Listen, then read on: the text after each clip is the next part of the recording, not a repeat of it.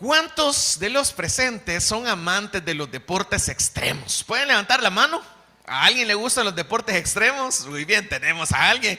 Yo sinceramente lo tengo a raya, ¿verdad? De lejitos, porque, ¿verdad? Hay de todo. Hay temas increíbles con artefactos de todo tipo, ¿verdad? Y para aquellos que les gusta, yo no sé cuántos de ustedes vieron hace poco una noticia de una persona de mucha edad que le gusta estar volando sobre los aeroplanos, no dentro de los aeroplanos, sino va de pie sobre un aeroplano, y ya es una persona, si no me equivoco, de una edad de más de 87 años, que tiene el récord Guinness en hacerlo, y lo hizo hace poco, hace un par de semanas. Ella es amante de los deportes extremos. Alguien puede ser que también tenga el gusto por tirarse de un avión, ¿verdad? Y caer. En este caso, alguien que se lanza desde 4,000 metros de altitud, no sé si usted lo haría. En mi caso, yo estoy feliz y contento aquí con ustedes platicando en esta mañana. No lo haría, pero estas personas en segundos alcanzan casi 200 kilómetros por hora y comentan que cuando lo hacen no sienten que están cayendo, sino que sienten que están flotando, ¿verdad? Porque en ese caso no tienen un punto de referencia como para poder mencionar que ven, su cerebro les indica no que están cayendo, sino que están flotando, pero en realidad están cayendo.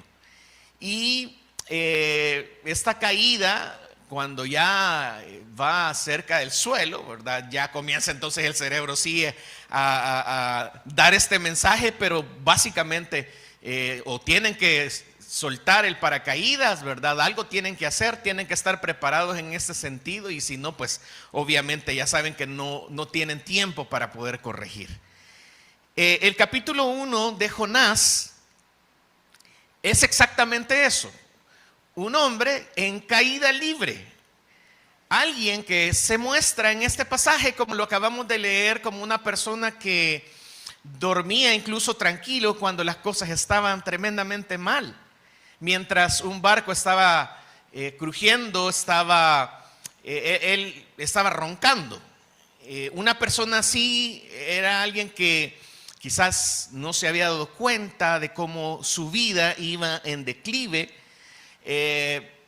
Aunque al principio para él las cosas estaban saliendo muy bien, porque él llega a un barco, compra su boleto, tenía dinero para hacerlo zarpar el barco y no pasaba nada, pues él estaba tomando sus propias decisiones, pero él no se había dado cuenta que mientras hacía todo eso, él en realidad estaba cayendo. Y así pasa con el compromiso. Casi ninguna persona rompe un compromiso de una sola vez. El compromiso es algo que va descendiendo paulatinamente, que unos, por poner un ejemplo, en cuestiones de matrimonio, por ejemplo, que son acciones que hemos tomado por compromiso, de repente puede ser que una mañana alguien se levante y diga, ya no te amo, ¿verdad? Pero para que esto haya pasado, las cosas no suceden de esta manera, sino que hay una serie de situaciones que van llevando al distanciamiento.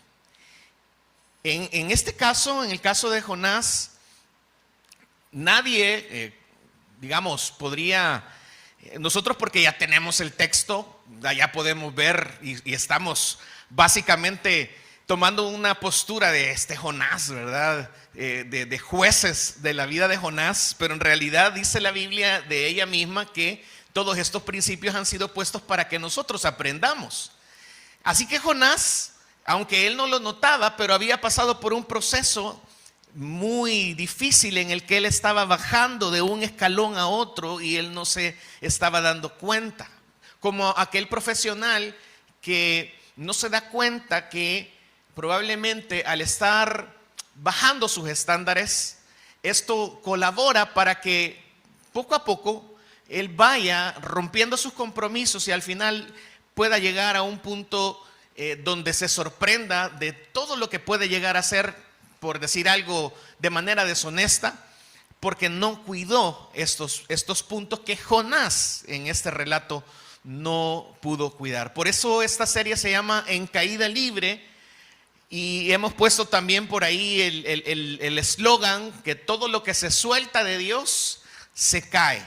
No a veces, siempre que alguien se suelte de Dios, se va a llegar a caer. Jonás era un profeta que tenía años de servicio a Dios, tenía una buena reputación, y de igual manera esto le pasó factura, y esto es algo que también está puesto para que nosotros lo podamos observar y podamos revisar qué es lo que sucede con una persona cuando no cuida aquellas áreas que parecen muy pequeñas o parecen insignificantes, pero que son al final sumamente valiosas. Algo que quisiera notar desde el principio es cómo en este pasaje también nosotros no solamente vemos a Jonás.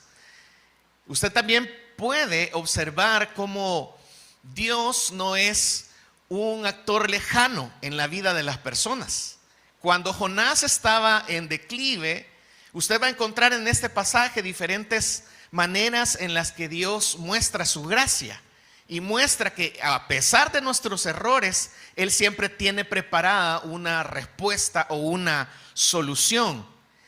Recorremos entonces a continuación este pasaje y vamos a usar 3 palabritas que nos ayuden a captar esta esencia de la vida de Jonás, y son las palabras boleto, bodega y borda, básicamente para que podamos nosotros pensar en ese descenso que tuvo Jonás de escalón a escalón.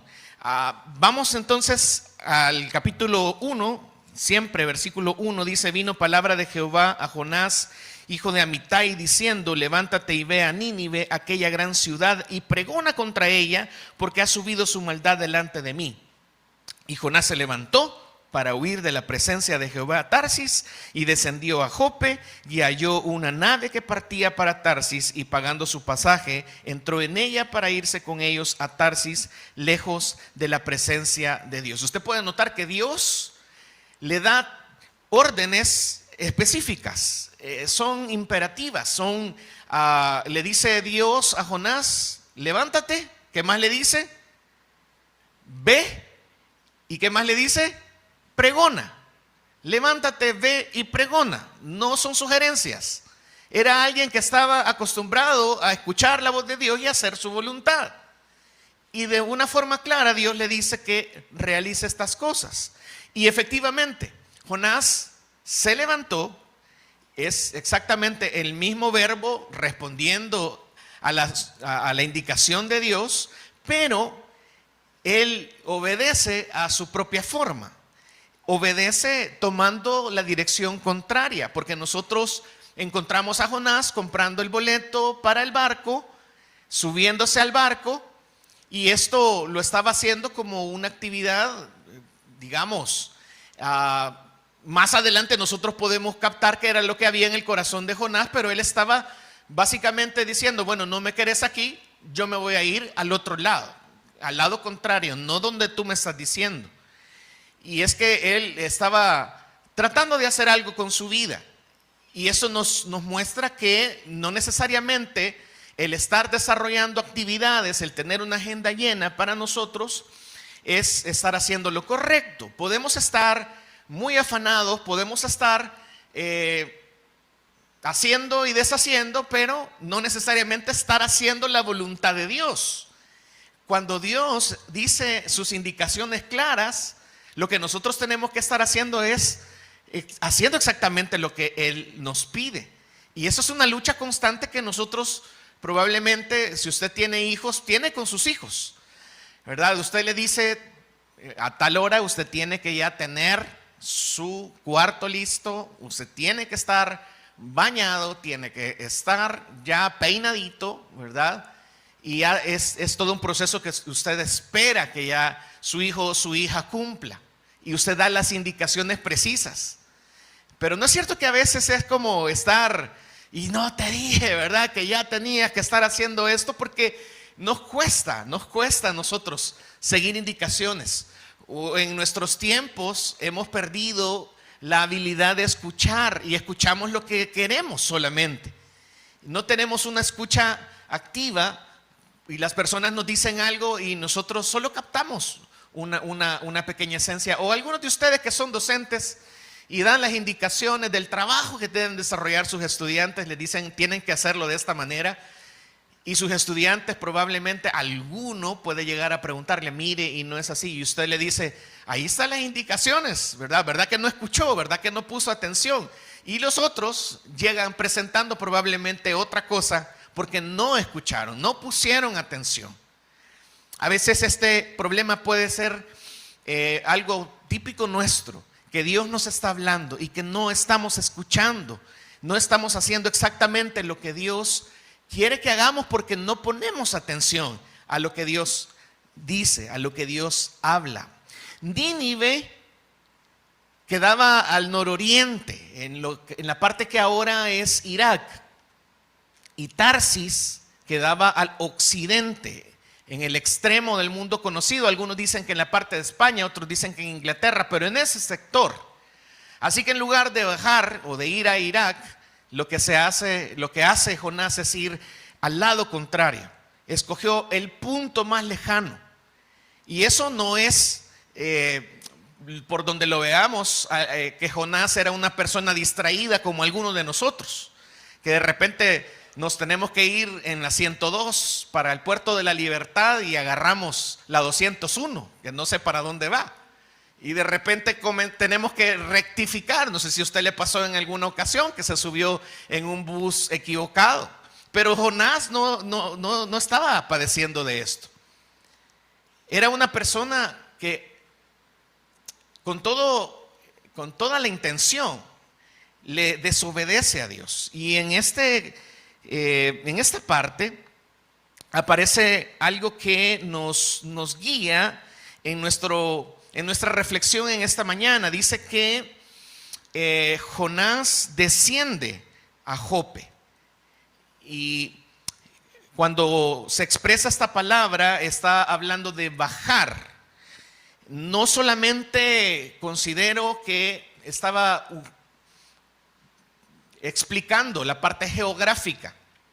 Yo creo firmemente que también al estar tomando una decisión de desobedecer a Dios de manera deliberada, Jonás estaba también descendiendo, estaba bajando en su vida.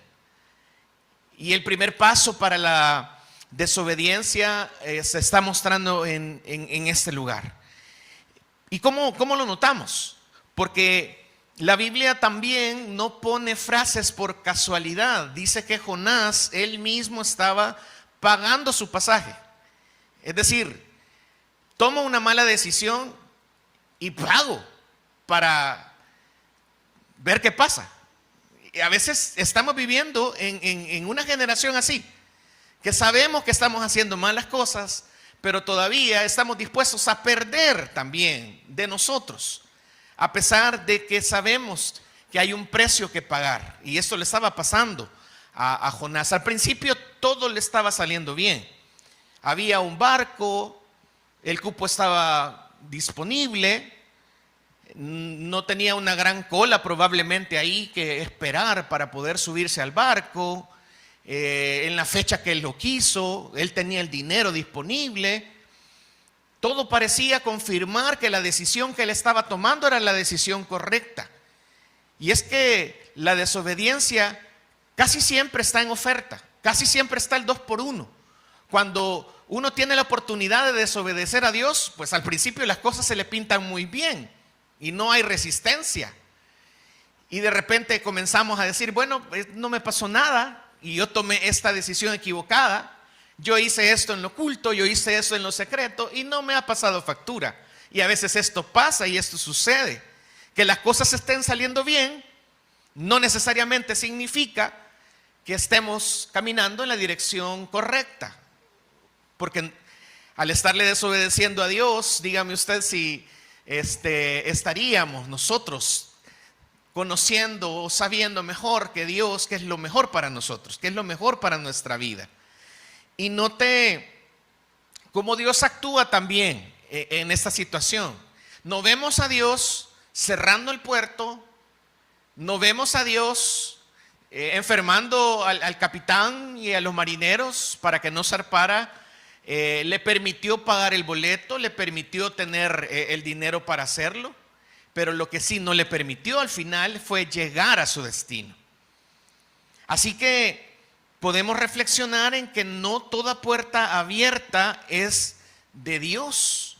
A veces son solamente soluciones baratas para que nosotros, ¿verdad?, podamos expresar lo que hay al final en nuestro corazón. Todos hemos estado alguna vez en ese muelle en Jope. Hemos estado averiguando los precios de los boletos. Yo me he encontrado ahí y de repente ha sido como, bueno, voy a hacer esto y yo sé que está mal, yo sé que no está bien.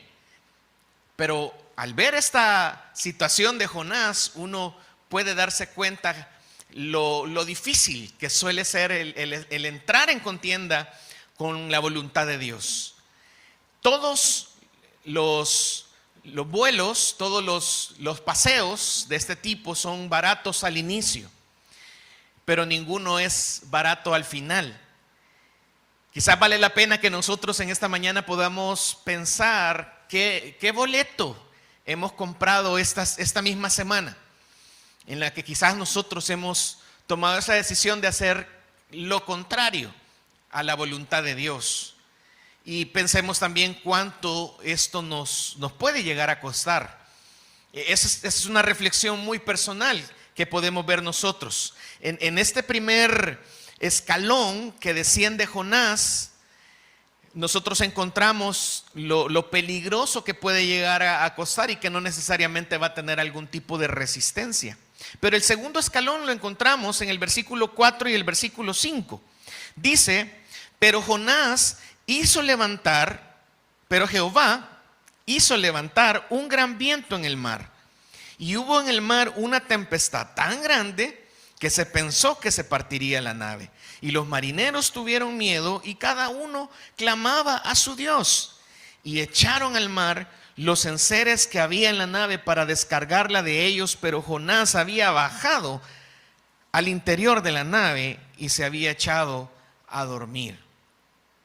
Y puede poner atención a la primera palabra del versículo 4, porque es la palabra pero.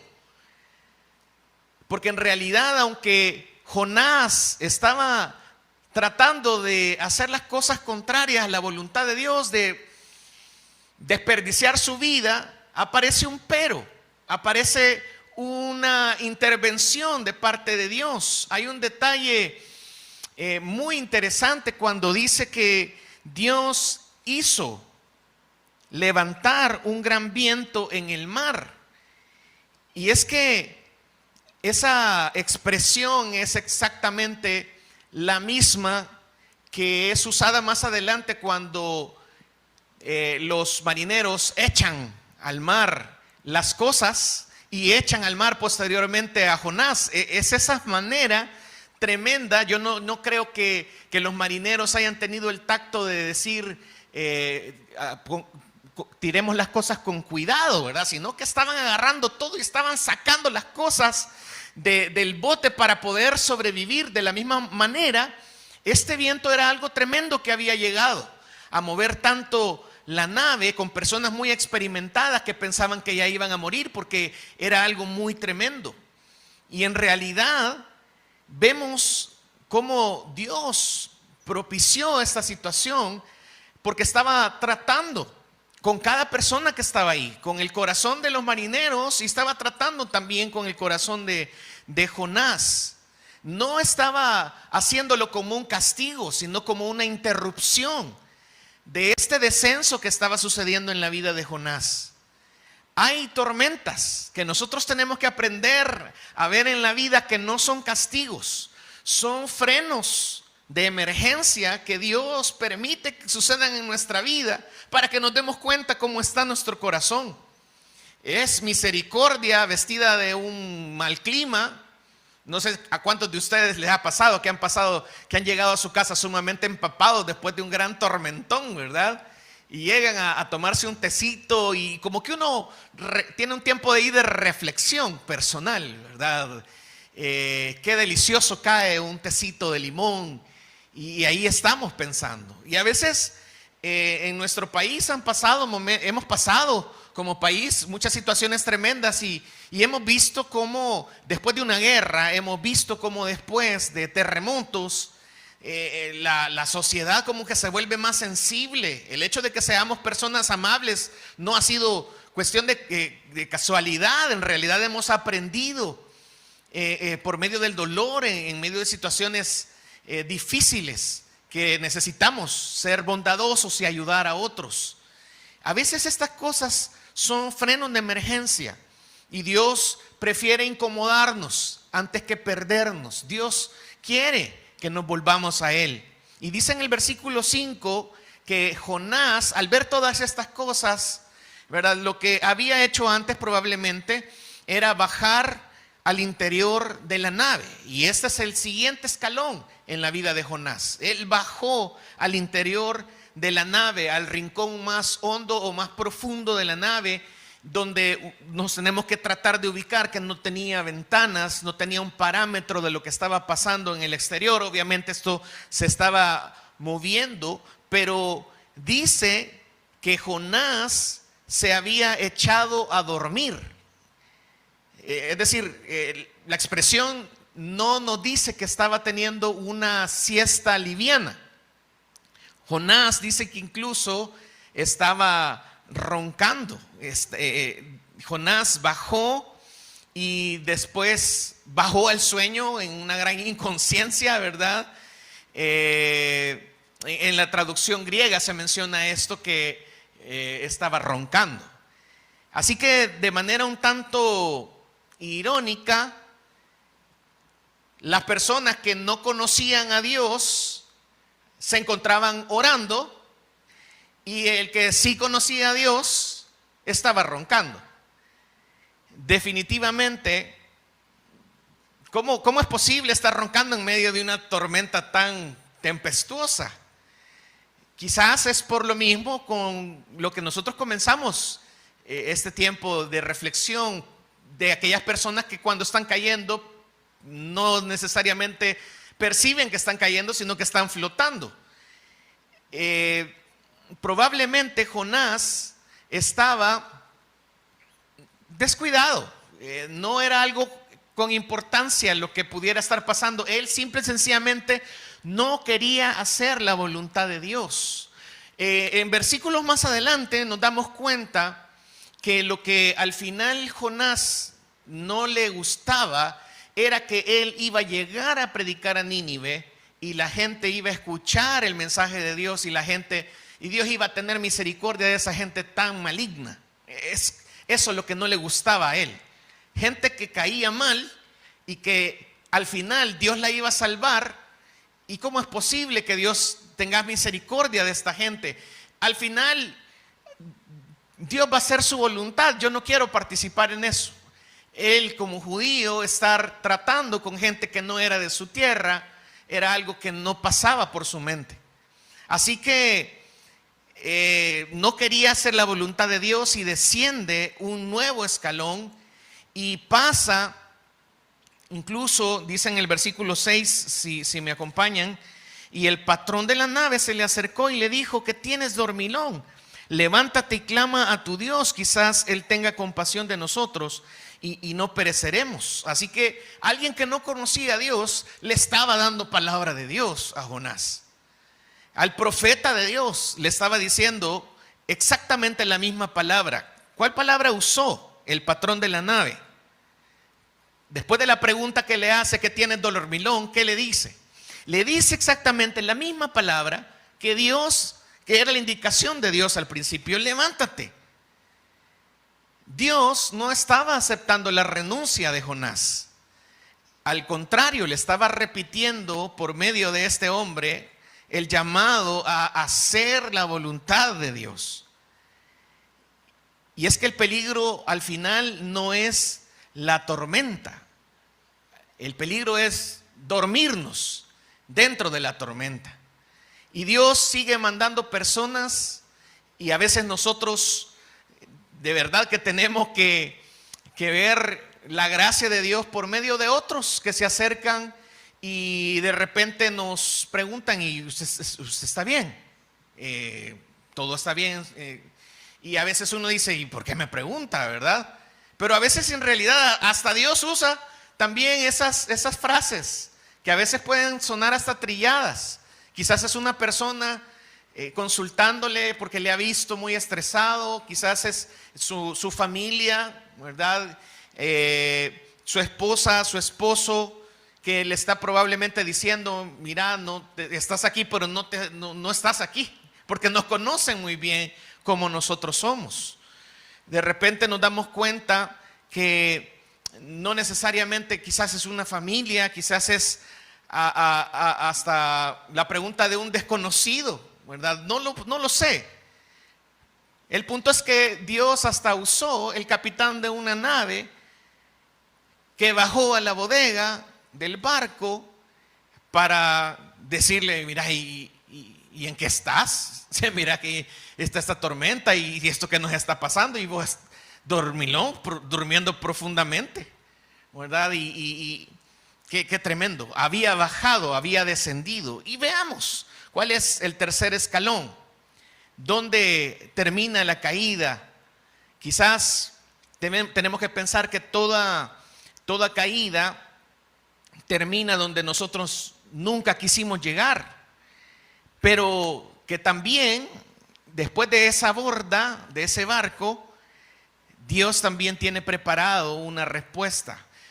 Lo que sucede, como lo hemos leído, los marineros comienzan a echar suertes y al final la suerte cae sobre Jonás, y entonces lo comienzan a rodear con preguntas: decinos quién sos, qué oficio tenés, de qué pueblo venís. Y entonces Jonás les responde, y su respuesta fue sumamente contradictoria, porque le dice que era alguien que temía a Dios y que porque como ellos tenían varios dioses, él les tenía que decir, bueno, cuál dios era que creía, y él dice que creó el mar y la tierra. Y qué interesante, porque Jonás tenía la teología correcta, pero estaba en la dirección equivocada. Y es que en realidad, como Jonás estaba navegando hacia Tarsis, los demás se daban cuenta de que él estaba haciendo lo contrario. Algo estaba sucediendo, algo estaba pasando que no estaba bien. Y el mar alrededor de ellos estaba embraveciendo más y más. Así que Jonás no se pone de rodillas, no le pide misericordia a Dios, no, en ese momento límite que él estaba pasando, no reconoce su error delante de Dios. Lo que hace de una forma muy orgullosa es decirles: esto les está pasando por mí, así que tírenme. Es un poco tremendo esto. Prefiere morir antes que obedecer la voluntad de Dios. Y a veces así somos nosotros, somos muy rebeldes. La rebeldía a veces hasta se puede disfrazar de sacrificio, y alguien prefiere renunciar antes que pedir perdón, antes que reconocer su error. Prefiere romper una relación antes que reconocer la parte que hizo mal. Y eso no es humildad, es orgullo completo. Así que todavía, si usted puede revisar ahí el texto, estos marineros trataron todavía de salvar la situación, arriesgando su vida por aquel que no estaba dispuesto a mover un dedo, que estaba ahí empecinado con lo que estaba pasando. Así que al final, en medio de todo este pánico que estaba sucediendo,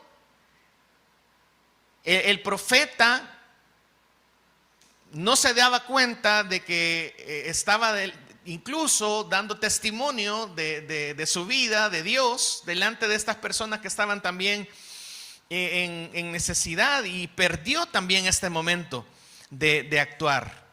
Entonces, dice en el versículo 17: pero Jehová tenía preparado un gran pez que tragase a Jonás. Y estuvo Jonás en el vientre del pez 3 días y 3 noches. Obviamente no dice ahí una gran ballena, ¿verdad? Sino que dice un gran pez. Y nuevamente, si Dios propicia la tempestad, si Dios propicia la situación con los marineros y la expresión del capitán para Jonás, y Jonás en lugar de eso sigue descendiendo y dice: tírenme, Dios todavía muestra su gracia en que preparó también, tenía preparado un gran pez. Ese pez ya tenía asignada una misión, el pez sí obedeció, el pez estuvo esperando y divisó las coordenadas precisas donde iba a caer Jonás, y a la hora llegada entonces termina tragándose a Jonás. Así que Dios preparó el rescate antes que sucediera todo esto de la caída con Jonás. Fue exactamente lo que pasó también con nosotros, que Dios vio nuestra maldad y en la eternidad Dios también diseñó la solución en Jesucristo para que viniera en un momento de la historia, para que diera su vida por el perdón de nuestros pecados, por toda la humanidad. Así actúa Dios. Y quizás si nosotros hubiéramos escrito esta historia de Jonás, nosotros no hubiéramos mandado un gran pez, hubiéramos mandado un tiburón, porque este tipo estaba terco y estaba tratando de hacer las cosas contrarias a Dios. ¿Y qué le pasa? ¿Por qué estás pensando? Nosotros le hubiéramos puesto una horca ahí para que saltara los tiburones. Pero Dios no es así. Dios muestra su misericordia, y Él le había dicho que quería que fuera a una ciudad a compartir, que Él les iba a perdonar. Usted puede caer más abajo de lo que imaginó, pero nunca más abajo de donde está la gracia de Dios que llegó primero. Y yo creo que ninguna persona de los que estamos aquí, por muchas cosas malas que hayamos hecho, podemos llegar a decir: yo nunca he visto esa gracia de Dios. Yo creo que si esta es una caída, ¿verdad?, que vemos en la vida de Jonás, no podemos quedarnos solamente con ese proceso de declive. Dios siempre da oportunidad para volver a levantarse. Y Jonás pasó por el agua, hubo consecuencias, pero Dios nunca lo abandonó. Así que Jonás compró su boleto. Jonás entró a esa bodega del barco y saltó, y lo tiraron por la borda. Pero la gracia de Dios llegó primero y lo sostuvo ahí dentro de ese gran pez. Usted probablemente puede reflexionar cómo se encuentra usted su vida en esta mañana. Y quizás nosotros también lo podemos aplicar en cuanto a nuestro compromiso personal de vida, con tener una vida de excelencia, con hacer bien nuestro trabajo. Y quizás a veces tomamos decisiones que nos van haciendo descender poco a poco por no hacer lo correcto, por no obedecer.